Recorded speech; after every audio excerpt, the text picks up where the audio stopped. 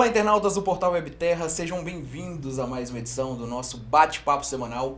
E hoje eu estou aqui com ele, que é uma figura que todo mundo esclarece já conhece ou já ouviu falar, Moisés Careca. Seja bem-vindo, Moisés. Fico muito feliz de estar aqui na Webterra, né, nesse podcast, nesse bate-papo semanal e poder compartilhar muita coisa aqui com vocês e com o internauta que está em casa. Perfeito. Antes de começar, nós vamos ter um vídeo rapidinho e eu convido você a assistir do projeto, do programa de investimento no Cidadão aqui em Montes Claros. Assista com a gente. Montes Claros vai dar a largada rumo ao maior investimento já realizado pensando em nossa gente. É o PIC, para o futuro ainda melhor. O PIC, Programa de Investimento no Cidadão, vai levar mais do que obras. É uma nova era de qualidade de vida para a nossa cidade. 2 novas UPAs, 40 novas praças, 100% da cidade asfaltada, recuperação da Lagoa Interlagos, novas avenidas e muito mais. PIC é saúde, PIC é esporte, PIC é lazer, PIC é social, PIC é segurança, PIC é o cidadão. Vamos conferir onde a Prefeitura vai investir mais de 250 milhões pensando em você? Vem no PIC com a gente!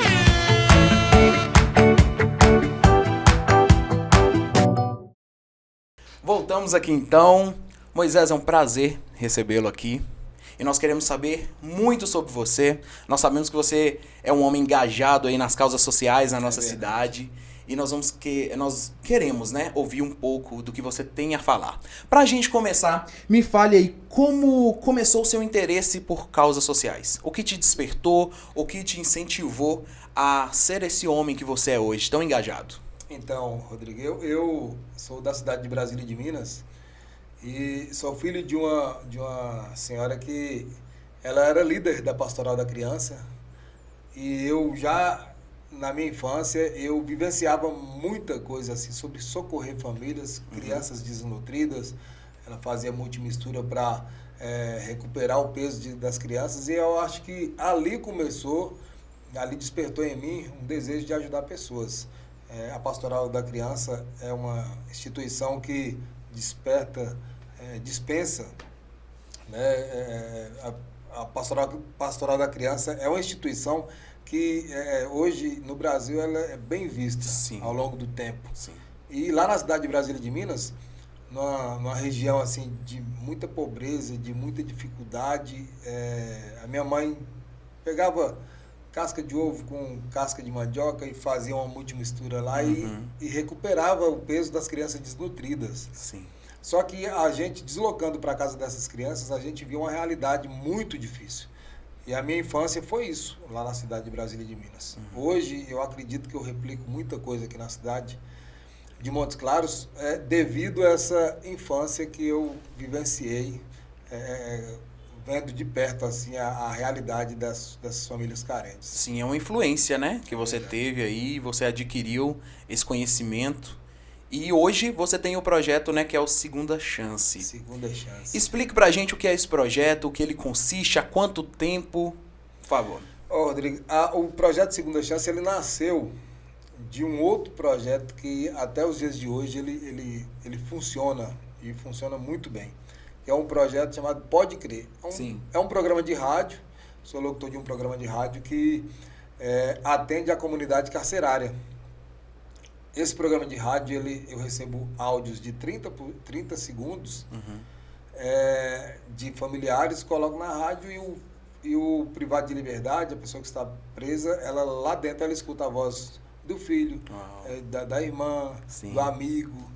E foi um jeito de eu colocar um pouco de alívio na vida dessas pessoas que estão privadas de liberdade. Estrategicamente falando, também é um jeito de prender a atenção deles para determinado momento do programa, eu falar sobre a pessoa largar aquela vida da criminalidade, largar as coisas ruins e viver o lado bom da vida. Sim. Nasceu Segunda Chance deste programa, porque de tanto eu levar uma boa ideia, levar uma palavra para essas pessoas que estavam ali, privadas de liberdade, eu comecei a acreditar que é possível ele sair dali com outra mentalidade. Foi quando eu lancei o nome Segunda Chance, Só que acontece que tem pessoas ali que pagam 8 anos de cadeia, 10 anos, não tem previsão de quando vai sair. Sim. e eu fui conhecer de perto a realidade dos familiares de muitos deles. Foi quando eu espantei com a situação. Chegava em uma casa, crianças especiais. Chegava em outra casa, idosos acamados. E muitas dessas famílias dependiam dessa pessoa que está privada de liberdade. O nome Segunda Chance é porque eu queria reinserir essas pessoas na sociedade. Só que ele foi muito mais além. Eu comecei a olhar mais para o familiar, Sim. correndo atrás de uma cesta básica, de uma fralda, de um remédio, de uma ajuda, de uma assistência mesmo. E nesse período, eu comecei a descobrir que eu poderia fazer muito mais do que só reinserir uma pessoa na sociedade. Certo. Poderia fazer algo pelo próximo. E foi quando nasceu o Segunda Chance. O Segunda Chance, se você for olhar, Rodrigo, não tem muito a ver assim, a Socorrer Famílias, nome Segunda Chance, não tem muito a ver esse nome Segunda Chance com Socorrer Famílias. Mas, na verdade, a intenção minha no início era reinserir as pessoas na sociedade. Perfeito. Só que aí eu fui vendo que tinha pessoas, parentes desses privados de liberdade, que estavam em leitos de hospitais à beira da morte. Eu comecei a ver pessoas também que estavam em situação de rua. Outras dificuldades, né? Isso, saía do presídio e não tinha para onde ir e ficava em situação de rua. Sim. Né? E foi muitas realidades. E o projeto foi ganhando força quando eu chamava uma aqui, outra ali para ajudar. E quando eu menos esperei, já tinha mais de 100 pessoas espalhadas na cidade, alguns com suas afinidades, né? Tem pessoas que não entram de jeito nenhum no presídio, mas não abrem mão de estar no leito de hospital, levando a mensagem. Então tem sempre alguém em um determinado local ajudando dentro do projeto, é isso, Se né? você que está aí nos assistindo tiver interesse de participar do projeto, e você falar assim, mas eu não sei qual é meu chamado missionário, eu digo para você, todo ser humano tem um chamado missionário. Todo mundo, né? Todo mundo. A pessoa que tá você que está assistindo aí, de repente você fala, eu jamais entraria num presídio, mas o seu chamado de repente é estar num orfanato, né, para cuidar de crianças, ou estar num asilo cuidando de idosos, ou dentro de uma comunidade quilombola, ou numa aldeia, e por aí vai. Toda pessoa tem um chamado, tem uma vocação. E eu descobri essa vocação minha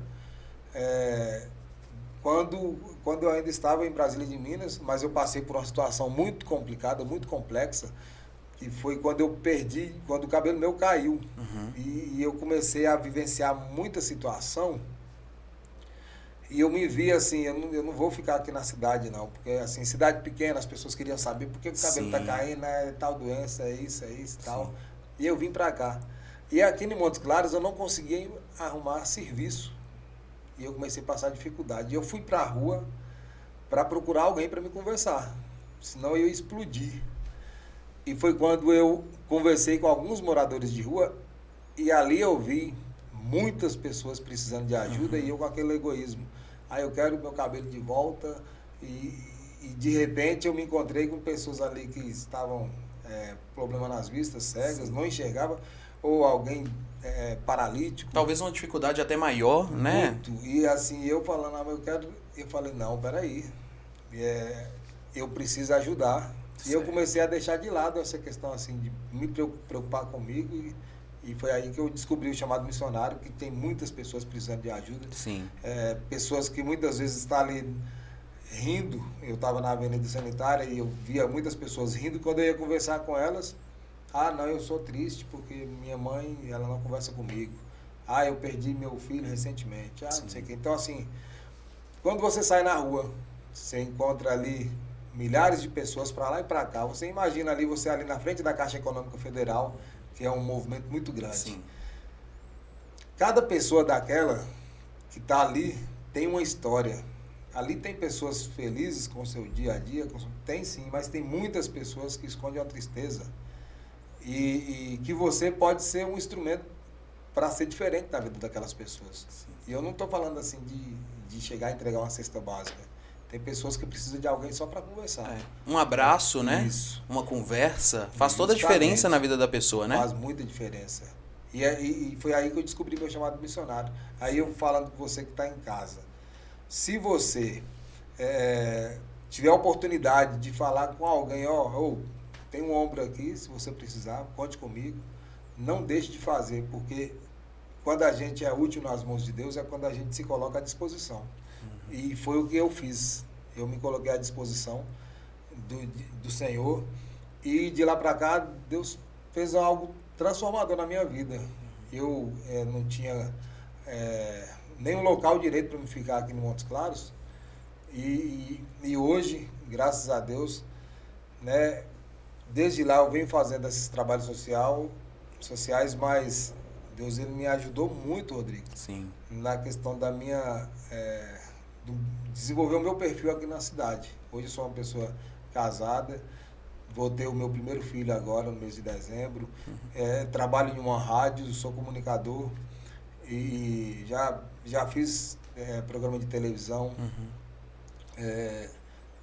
Para quem saiu da forma que saiu da cidade para viver o que eu vivi, que eu venho vivendo aqui na cidade, eu me considero um vencedor, mas não com os meus méritos. Eu me coloquei à disposição do Senhor e Ele foi me dando experiências fantásticas aqui na cidade. Perfeito.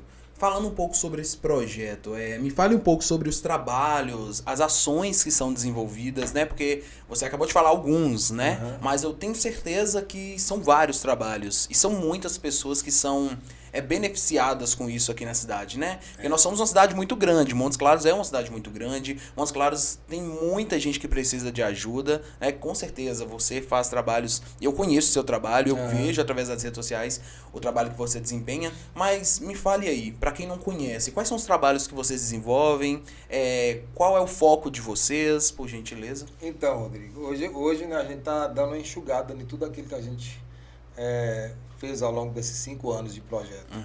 Né? Como eu falei com vocês aqui, nós temos vários nichos de pessoas que estão ajudando. Na pandemia, enquanto o pessoal estava ficando em casa, a gente ia até os leitos de hospitais para fazer um período de louvor, dar uma palavra libertadora mesmo assim, de esperança para aqueles médicos, para os enfermeiros, para as pessoas que estavam ali no hospital. Isso foi aquele momento, sabe? Mas aí, o que a gente mais faz hoje é ir na casa da dona de casa, do pai de família que está apreensivo porque está desempregado, está com a despensa vazia. Sim. Isso é o que a gente mais faz hoje. Nós somos muitos espalhados, nós temos um grupo de triagem. Esse grupo de triagem ele vai na frente para investigar se aquela família realmente precisa daquela doação. E uma vez constatada a necessidade, aí sim vai um outro grupo para levar o socorro. Lá está precisando de uma cesta básica, mas também tem uma idosa que precisa de uma fralda geriátrica. A gente providencia isso para aquela casa. Lá tem criança, tem autista que precisa de determinada situação de ajuda. Sim. A gente tenta atender. No período da pandemia, nós conseguimos socorrer quase 400 famílias por mês. Uau. Com cesta básica sem precisar de ajuda. A gente precisava, mas não tinha ajuda do governo federal, estadual, né? E a gente conseguiu fazer um trabalho brilhante nesse período da pandemia. As pessoas elas estavam muito sensibilizadas com a situação e assim o recurso chegava até a gente e a gente conseguia levar para o necessitado. Perfeito. As coisas diminuíram muito, as ajudas diminuíram muito. E por onde eu passo, eu faço um apelo assim para nos ajudar, porque nós queremos muito continuar fazendo esse trabalho que eu chamo de missionário, mas também social. Sim. A gente fala de Deus para as pessoas, sim, a gente fala do amor de Jesus, sim. Mas a gente, na nossa limitação, a gente procura sempre não voltar deixando a pessoa de mãos vazias. Sim. A gente quer socorrer aquela família de alguma maneira, seja com um caderno para aquela criança estudar, seja com a roupa com calçado, com alimento. Então, é sempre esse contraponto, né? De vocês levarem uma mensagem, mas ao mesmo tempo levar um alimento, levar uma fralda, não é verdade? É mais ou menos isso, né? Que vocês... Rodrigo, inclusive, nessas situações que a gente vivencia, ali a gente é pego de surpresa em algumas demandas. Então, a gente procura ir sempre bem preparado. Nós fomos numa comunidade quilombola, depois de Brasília de Minas, comunidade cercada, é uma comunidade não reconhecida. Sim. E naquela comunidade, 19 famílias, as pessoas assim, bem, eu não sei nem por que não foi reconhecida, porque é uma comunidade original, assim, eles são quilombolas mesmo. Sim. E naquela ocasião nós chegamos na casa de um senhorzinho, que ele estava com um tumor, ele estava com uma bolsa pendurada, e ele tem 104 anos, dos mais antigos lá dessa comunidade. Uau. E nós na nossa equipe, tinha 2 enfermeiros. Ele já tinha vários dias que não tomava banho. E esses enfermeiros se prontificaram a dar um banho nele, a cuidar da ferida dele, que estava muito feia, assim, um bicho mesmo. Cuidamos dele, fizemos a barba dele, cortamos o cabelo e tudo. Mas assim, foi uma situação que talvez a gente chegaria lá para entregar a cesta básica e ia ficar na torcida para aparecer alguém para socorrer. Sim. E a gente não esperou que isso acontecesse. A gente tinha foi uma situação que apareceu em um momento que a gente tinha um socorro. Essas comunidades quilombolas que a gente visita, a gente vai preparado, porque nessa comunidade, por exemplo, tem muita criança e muita gente especial lá. E eu falo para vocês assim, porque a comunidade quilombola nasceu, ela vai crescendo de pessoas da mesma família. Então, assim, por isso, uma hora ou outra aparece uma criança especial. E a gente vai preparado, porque tem as pessoas que com habilidade para brincar com as crianças e tem as que têm habilidade para brincar com essas crianças. Sim. Sabe? Na comunidade também, a gente faz muito aquele trabalho psicológico, de chegar, de entender qual a dificuldade de ver com aquela adolescente, com o adolescente, o que eles estão passando de necessidade, de dificuldade, qual o sonho. E em nenhuma dessas situações, nós encontramos 2 pessoas, 2 adolescentes, que você olhar elas e falar assim, não, essas meninas aí, elas são modelos, sabe? Eu falei, não, eu preciso apresentar essas meninas para uma modelo lá de Montes Claros, que é a Letícia Turano. Sim. Peguei as fotos, mandei para a Letícia, e Letícia, que é de renome internacional, né? Sim. Falou, não, eu vou ver o que eu posso fazer. E olha só a situação, Rodrigo. A gente ajudou essa comunidade, mas a comunidade precisava muito de ajuda e uma cesta básica ela acaba rápido. Com certeza. Aí 19 famílias socorridas, beleza. Eu mandei as fotos dessas adolescentes. A Letícia pegou e entrou em contato com uma agência. A agência foi lá fazer uma sessão de fotos com ela, levou roupas. Que bom. E foi um sucesso através da campanha que fizeram com elas. A comunidade ganhou, acho que cada família ganhou mais 2 cestas básicas, ganhou muitas roupas, era um período de frio, né? Muito agasalho. Sim. Ganhou muito material escolar também. Foi assim, uma atitude de 2 adolescentes, uma atitude do Segunda Chance, que em vez de 2 adolescentes usou estrategicamente assim, o poder de influência. Com certeza. E essas meninas ficaram muito felizes porque elas tinham o sonho de ser modelos. Viraram modelo? Não, mas durante esse período elas puderam ver nos telões aqui, nos outdoor aqui de Montes Claros, estampado aí nas redes sociais, estampado aí as fotos de 2 pessoas lá no meio da mata mesmo. E traz mudanças, né, para a vida delas, para as famílias que foram ajudadas, auxiliadas. Como que funciona essa questão, por exemplo, para vocês chegarem a uma comunidade como essa, por exemplo, num presídio, em um hospital? Existe algum meio? Como que funciona isso, né? Porque hoje vocês trabalham com todos esses tipos de público, né?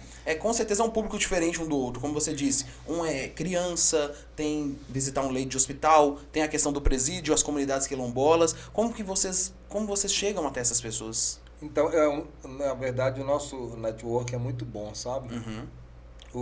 As pessoas que aproximam da gente, é muito natural a parceria, a aliança que nasce ali, né?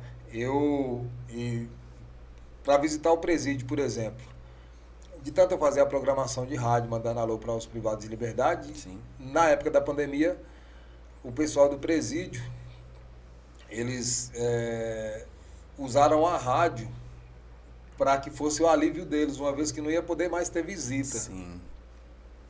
Por causa do alto, a alta facilidade de contaminação. Contágio, né?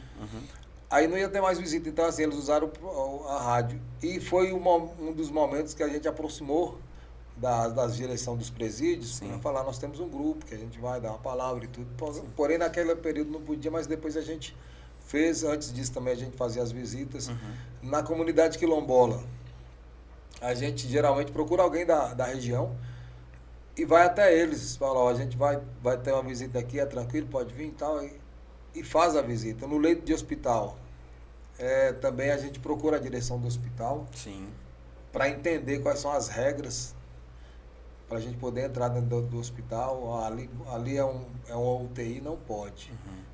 Ali ali você pode, ali no leito. Porque tem determinados lugares ali que você não pode, né? Por são causa restritos, né? Com a questão mais de saúde mesmo do próprio paciente. Justamente. Né? Porque pode até, como que eu vou dizer? A quantidade de pessoas também, infecção né? hospitalar. Isso. Essas coisas. Isso. E aí, então, assim, a gente tem um network e a gente procura entender as regras. Sim. Sempre que a gente vai dar uma capacitação, hoje tem um trabalho com as pessoas em situação de rua. Aí eu chamo um pessoal de uma igreja para ir. Aí a gente precisa mostrar para as pessoas como é o comportamento na hora que você estiver entregando um marmitex, um chá, alguma coisa assim, uma coberta, um agasalho. Sim.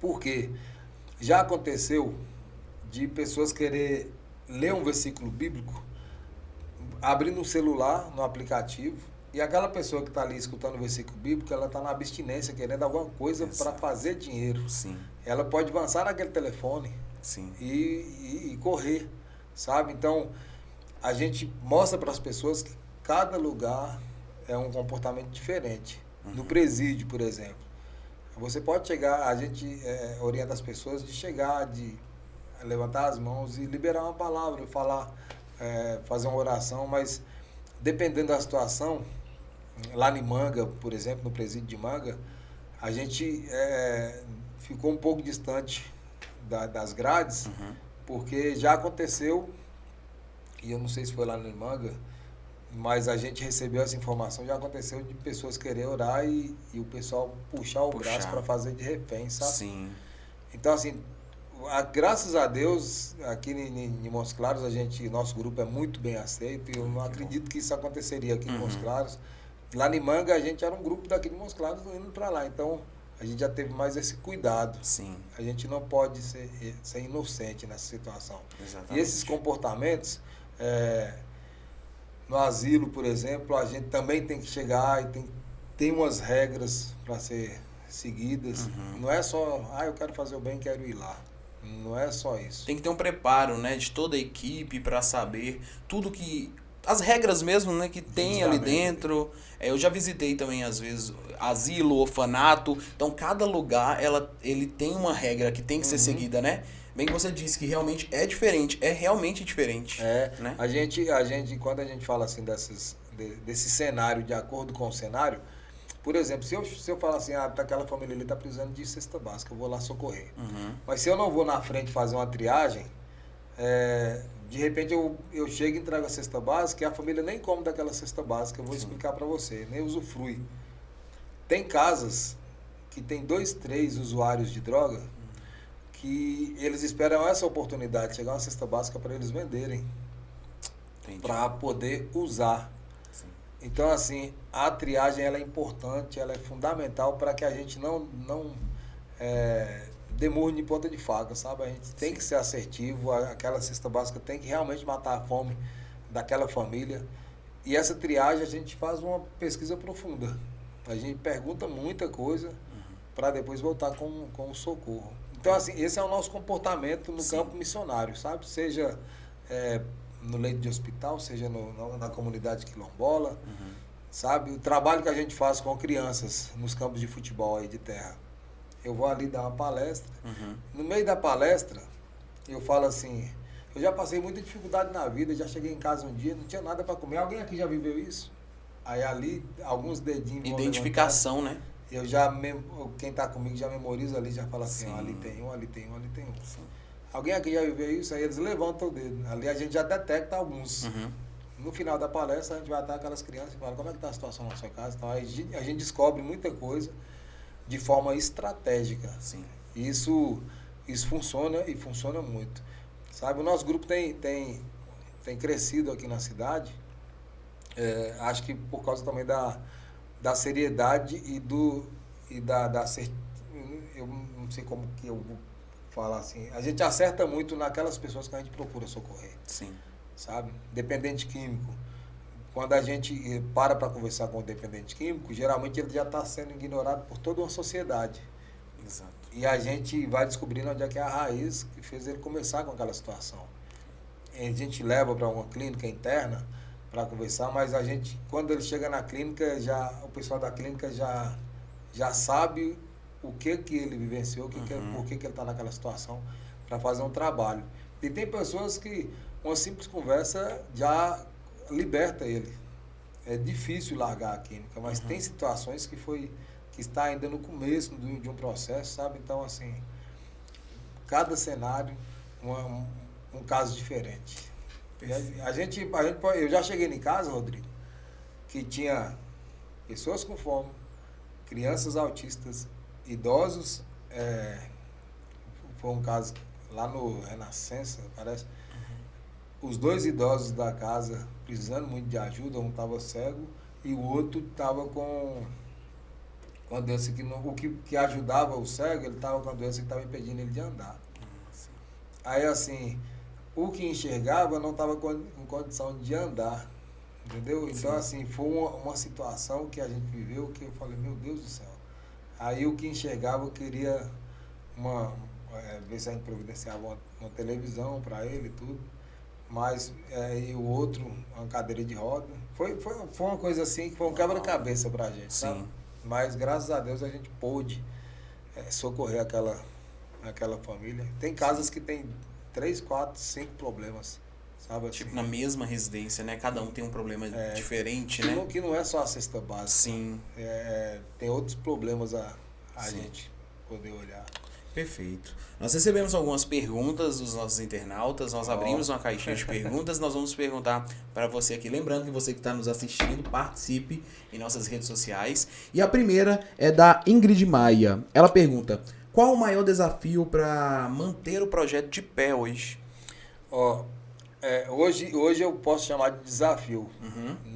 Há alguns anos atrás aí, né, principalmente no período da pandemia, a gente não enfrentou tanto essa dificuldade. As pessoas hoje, elas estão coração mais duro assim para ajudar.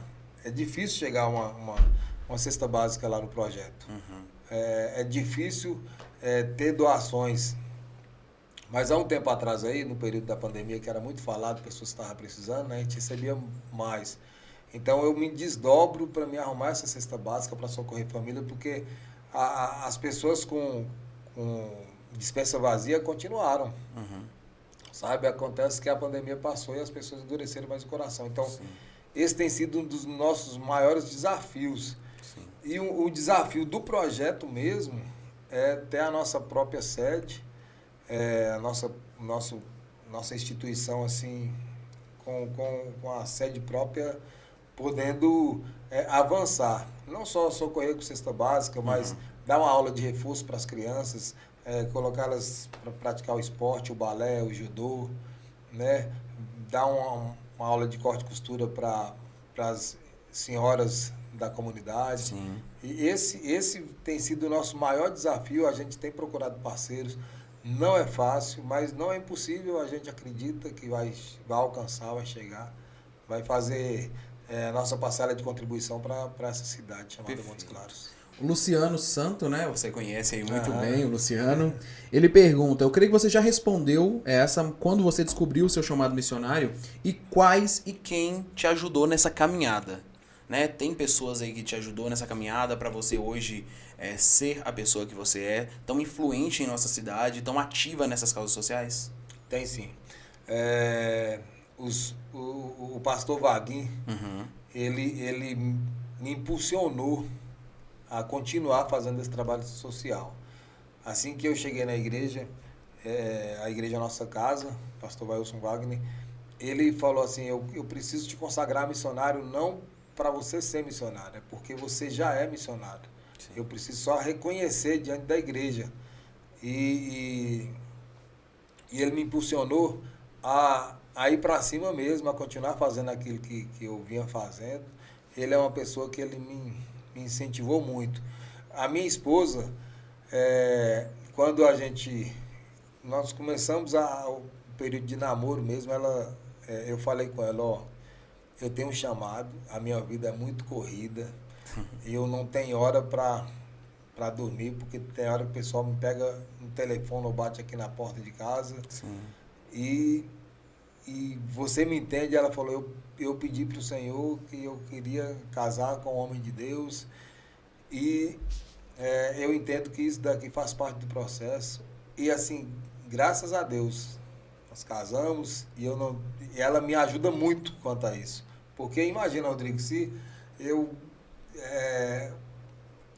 casei e de repente eu não posso exercer o meu chamado missionário por causa que toda fala, você só liga para isso, você só faz Sim. isso e tal. Então, assim, foi muita conversa para que isso hoje me ajudasse. Tem uma pessoa que te entenda, né? Entenda seu chamado, entenda aquilo que você foi chamado a fazer, né? E contribui, né? Anda junto, é primordial, né? Fundamental. Fundamental. E outras pessoas aí que me ajudaram são as pessoas do Projeto Segunda Chance, do Instituto. Porque quando eu falo com o pessoal da música, nós vamos fazer uma ação lá na rodoviária e as pessoas elas estão apostando naquele sonho que eu tive um dia. Sim. Então, quando vão as pessoas que levam as caixas de isopor com Marmitex, ou o pessoal do violão, eu devo muito a essas pessoas por fazer parte desse sonho. Sim. Que não é um sonho só meu, é um sonho dessas pessoas que são voluntárias, missionárias, que estão ali prontas para estender a mão. Então, eu tenho muitas outras pessoas para me citar aqui, mas eu falo dessas 3 situações assim, dessas pessoas e dessas situações assim que me impulsionam a fazer o bem aí pela cidade. Perfeito. A próxima pergunta aqui é do Israel. O que mais te inspira a continuar trabalhando aqui em Montes Claros? Então, quando eu era pequeno, Rodrigo, né, eu ficava pensando muito assim nas pessoas na África. Eu pensava muito e desde novinho eu via muita situação de sofrimento assim também assistindo pela televisão mesmo, a questão das pessoas privadas de liberdade, eu via as pessoas nas carvoeiras também, e meu coração cortava de dó. Eu era novinho, eu não sabia assim, tá trabalhando, tá ganhando dinheiro, mas na cabeça minha tava sofrendo. Sim. Ao longo do tempo, eu fui percebendo que por mais que na África está precisando de ajuda, por mais que tem países aí que a fome é alta, mas eu vi que do meu lado tem pessoas que enfrentam situações de fome, de depressão, de desespero, de ansiedade, de angústia.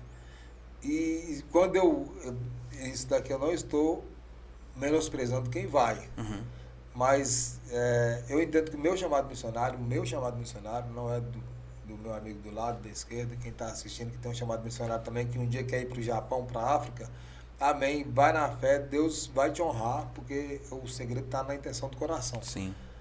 Mas o meu chamado missionário foi, eu preciso escutar aquela senhorinha. Eu preciso conversar um pouco com aquela criança, com aquele senhor, porque, olha só para você ver, do lado do projeto Segunda Chance, tem uma senhora que recentemente ela perdeu o filho. Sim. O filho dela acabou de mandar uma mensagem de Feliz Natal para ela e tudo, foi dormir e chegaram e atiraram. Tiraram a vida desse filho. Sim. O nome da minha mãe é Nice. O nome dela também. E assim que ela perdeu o filho, ela pediu para ir lá no espaço, que ela precisava chorar. Ela precisava desabafar.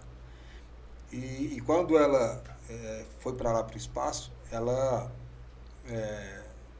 eu conversando com ela, eu falei, o nome da minha mãe é Anice. Ela falou, a partir de hoje, eu queria te ter como um filho para aliviar um pouco minha dor, sabe? E nesse período, assim, eu vi que tem muitas pessoas em volta da gente que precisa. E se eu me desloco daqui para um lugar distante para socorrer aquelas pessoas, eu vou desassistir muitas pessoas que poderiam estar assistindo do meu Tão lado. próximo, né? Tão Da gente. próximo. Do lado. Tem umas crianças lá perto de casa mesmo que eu acabei sendo uma pessoa que assiste elas de longe. Elas, eu tenho elas como filhos, sabe? Eu vou lá, converso com o pai, com a mãe deles, levo cesta básica, eu procuro socorrer com calçado, com chinelo. Sim. Eu poderia estar salvando crianças em outros lugares e aquelas crianças passando essa dificuldade. Então, por isso que, respondendo a pergunta do Israel, isso me impulsiona a ficar aqui na região, a ajudar as pessoas aqui da região e procurar me capacitar ainda mais para poder passar para as pessoas e expandir essa coisa que é uma rede do bem, fazer o bem para as pessoas, sabe? Eu quero deixar o meu legado não para uma fama, mas deixar um legado para a inspiração de outras pessoas para fazer isso que é fazer o bem para as pessoas. Perfeito. Então agora nós vamos para um bate-bola aqui. De perguntas, tá? Pra gente Tá caminhando aqui pro nosso final. Esse bate-bola eu vou te fazer uma pergunta. pergunta, você pode responder aí com uma palavra, uma frase, tá? Aham. Beleza? Uma palavra que resume. O Segunda Chance. Esperança. Qual a maior loucura que você já fez pelo projeto? Já peguei Teve meu várias. salário e Uau. mais um empréstimo aí para fazer um evento para uma comunidade carente. Perfeito, olha que coisa boa. Inspirador. Outra pergunta aqui. Como você vê o projeto Futuramente. Ó, eu sonho muito com essa nossa sede, Uhum. com esse local próprio. Sim. E eu enxergo em algum lugar da cidade o nosso projeto, a nossa instituição fazendo algo transformador naquela região. Aí eu enxergo o projeto dessa forma. Perfeito. O que te motiva a não desistir? O meu time de missionários, de voluntários, acho que é a minha maior motivação, além da minha esposa, que ela é muito compreensiva. Acho que meu time, ele me motiva, porque tem dia que eu tô cansadaço e o pessoal fala, Moisés, vamos embora ali comigo, igual recentemente, domingo. Eu tava indo deitar e eu gosto muito de socorrer. Sim. E o Zezinho ligou para mim, preciso de você ali pra gente levar uma pessoa na clínica de recuperação ali agora e tal. Eu tava indo dormir, mas aquela chama missionária no meu coração fez entender que eu precisava de pegar uma pessoa que aquele poderia ser a única chance que ele tinha na vida, Sim. assim, de entrar numa clínica. Sim. E eu não pensei duas vezes, levantei, fui lá e tá lá internado. Perfeito. Uma alegria? Alegria. Hoje minha alegria é que eu vou ser pai. Estou muito feliz com isso. E a alegria também de poder contribuir com a sociedade. Perfeito. E um medo? Tem um medo, Moisés? A palavra de Deus fala que o verdadeiro amor lança fora todo medo. Então, assim, eu sou um cara muito ousado. Pode até ter um medo assim, eu não não vem na minha mente, sabe? Eu acho que por causa que eu procuro aproximar desse amor de Deus com suas criaturas, né? Sim. Com o homem. Então, hoje eu acho que eu vivencio muito esse versículo, o verdadeiro amor lança fora todo medo. Então eu não tenho medo assim, que eu lembro aqui agora, né? Perfeito. Pra gente estar finalizando aqui, vamos falar um pouco aí sobre essa questão do apoiador. O projeto ele necessita de apoio. Como as pessoas podem te procurar? Tem algum telefone? Tem um endereço que as pessoas podem ir lá para conhecer o projeto e também para ajudar? Sim. As pessoas, elas, se você quiser fazer uma doação de alimento, de uma cesta básica, de roupas, de calçados, quando eu falo assim, no geral, o que você puder ajudar. A nossa sede fica ali na rua José Ribeiro da Silva, 301, no bairro Vera Cruz, próximo ali da Havan. Sim. Rua José Ribeiro da Silva, número 301, no bairro Vera Cruz. O telefone de contato, se você quiser ligar para ver se na sede tem alguém, lá fica pessoas o dia todo. Mas se você quiser ligar para ter uma certeza, o telefone de contato é o 38 99192 6939. 38 99192 6939. Esse é o telefone de contato que a gente coloca à disposição do pessoal durante todo o dia. E se você também tiver uma doação, falar, mas eu não tem como eu levar, entre em contato nesse telefone também pelo WhatsApp, que a gente vai ver a possibilidade de ir até a sua casa para buscar essa doação. Sim. Nós temos um bazar e a nossa intenção é fazer com que esse bazar ele traga a sustentabilidade do projeto, né, para a gente pagar nossas contas de água, de luz, de telefone, de internet. E esse bazar a gente recebe doações de tudo quanto é tipo. É uma televisão, é um rádio, é um rack, e a gente coloca nesse bazar, que às vezes a pessoa fala, bazar é só de roupa, não. Esse bazar nosso tem tudo quanto é tipo de coisa. Porque a gente traz a sustentabilidade para o projeto e também, se necessário for, a gente completa uma cesta básica, que já aconteceu da pessoa chegar pedindo a cesta básica e a gente não tem a cesta para socorrer. Sim. Então, a gente usa uma dessas estratégias, sabe? E se você quiser, eu quero fazer uma contribuição, mas tem pessoas assim, sabe, Rodrigo? Ele quer contribuir, mas não quer que ninguém fique sabendo. Sim. Aí tem o nosso Pix, deixa eu... Pode ficar à vontade, pode ficar à vontade. É importante, né, para que outras pessoas possam conhecer o projeto, possam ajudar, porque é um projeto que tem relevância na cidade, né, um projeto muito importante que ajuda pessoas carentes, comunidades, né, e muitas pessoas precisam, então pode falar. O nosso Pix é o CNPJ, 44444, 5 vezes, você vai digitar o número 4 5 vezes, depois 943.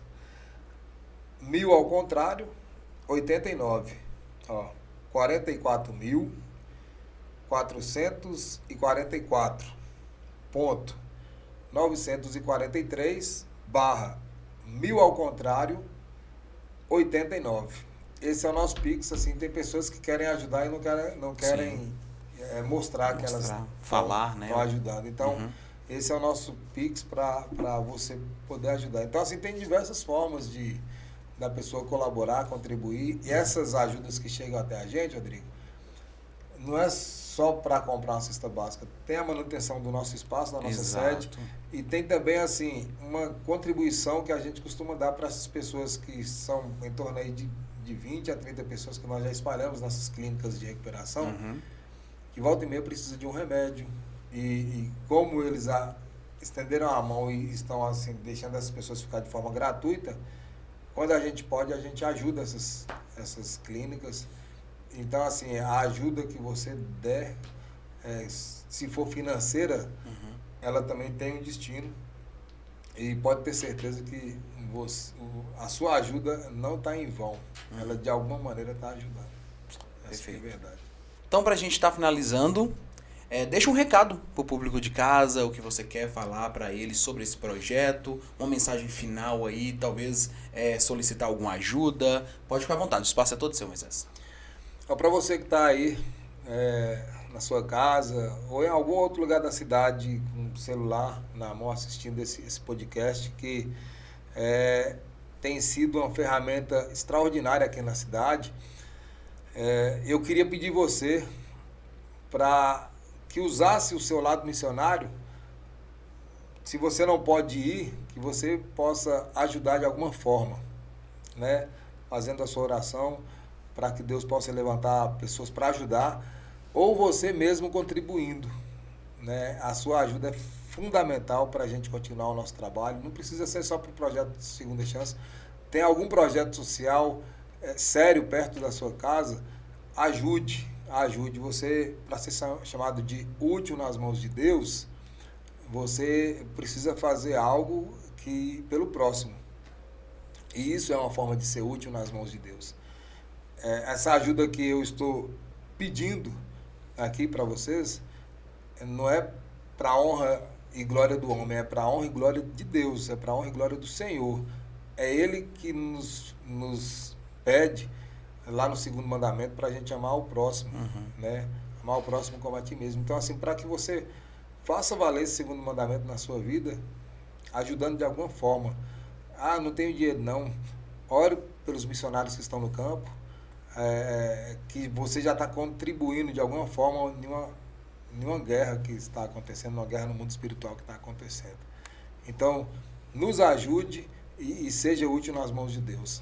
Essa é a minha fala final. E muito obrigado pelo espaço que vocês estão dando aí para o projeto Segunda Chance. Claro. Eu fico muito feliz e falo para você assim, para continuar dando essa moral, né, vamos dizer assim, para esse podcast aqui, que já passou tantas pessoas por esse microfone aqui, e hoje a gente está tendo esse privilégio de estar aqui nesse estúdio e falando um pouco do nosso trabalho, e outros vão passar por aqui. E eu falo para você, fale mais do podcast Web Terra. É top. Muito obrigado, viu, meu querido? Foi um prazer falar com você e ouvir essas histórias, né, que nos impactam e com certeza vai trazer mudanças para a vida de muitas pessoas, né, que vão nos assistir. Então, Moisés, muito obrigado, tá, pela sua participação aqui. Foi um prazer. Eu que agradeço. Viu? Te ouvir nesse dia, viu? Eu que agradeço. Obrigadão, pessoal. Tamo junto. Precisar, pode procurar. E se eu precisar, vou procurar vocês. É isso Valeu. aí. Valeu, gente. E para vocês, até a próxima.